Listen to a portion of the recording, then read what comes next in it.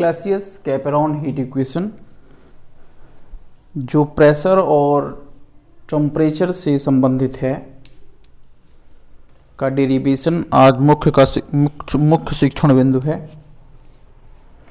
जिसमें Gibbs energy का formula लगता है G बराबर T माइनस या G बराबर enthalpy minus TdS Gibbs energy का फॉर्मूला है। इस गिब्स एनर्जी फार्मूले में एंथैल्पी की वैल्यू इंटरनल एनर्जी और वर्क डन की सम के बराबर होती है। Enthalpy internal energy work done के जोड़ के बराबर है, इसलिए इक्वेशन नंबर 1 में 2 से H की वैल्यू रखें, होगा E plus PV minus TdS। इस इक्वेशन में डिफरेंशियल करना है, PV 2 वेरिएबल हैं, TS 2 वेरिएबल है उसके नियम से, तो dG इक्वल्स टू हो जाएगी dE plus PdV plus VdP minus TdS minus SDT, that's equation number 4। Thermodynamics definition, thermodynamics first law,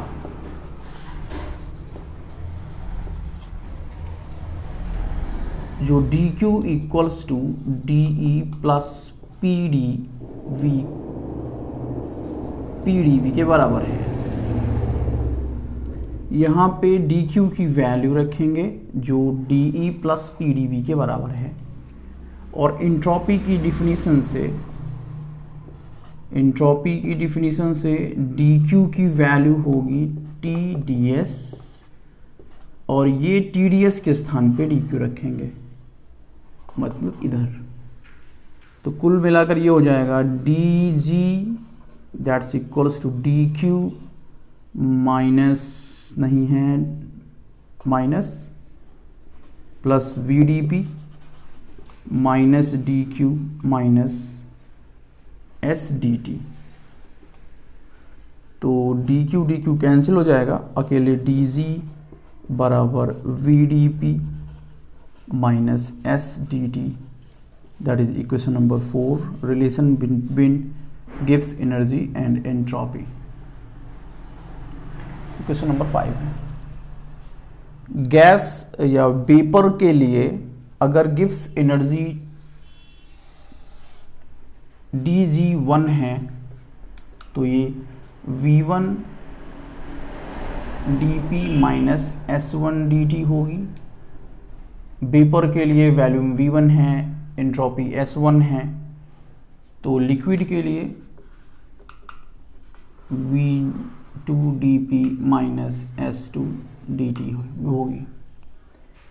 दोनों गिब्स एनर्जी अगर इक्विलिब्रियम फेज में रहें तो dG1 equals to dG2 at equilibrium, then V1 dP minus S1 dt बराबर V2 dP minus S2 dt।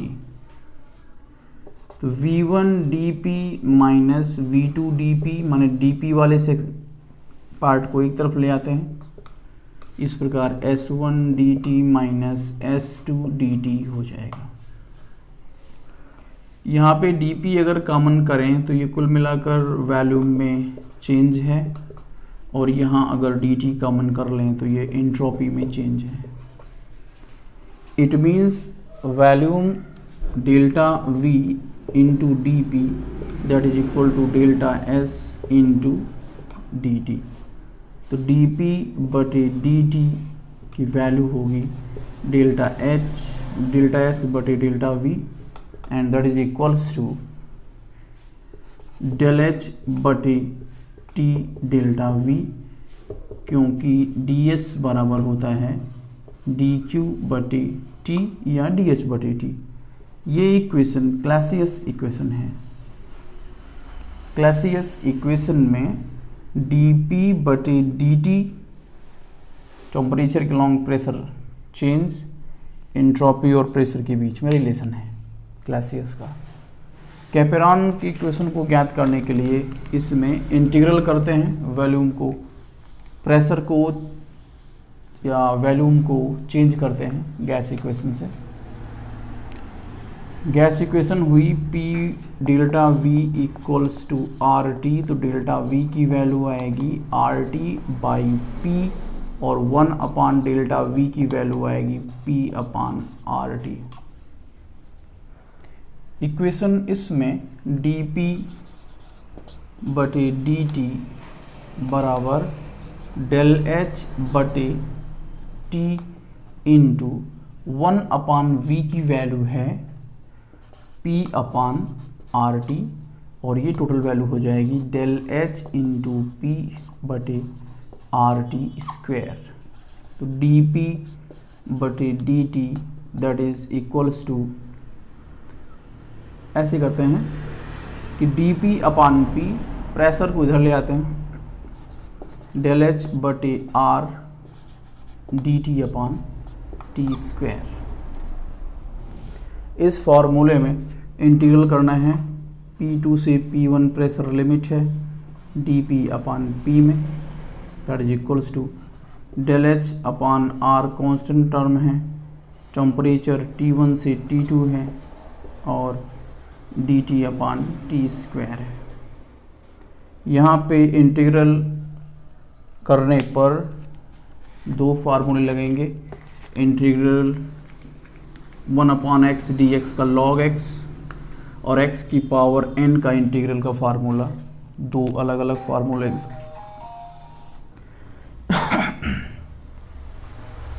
तो log p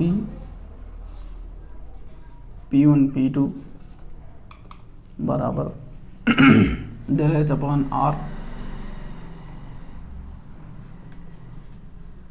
plus 1 upon T1 से T2 इसकी limit value है। तो log higher limit minus lower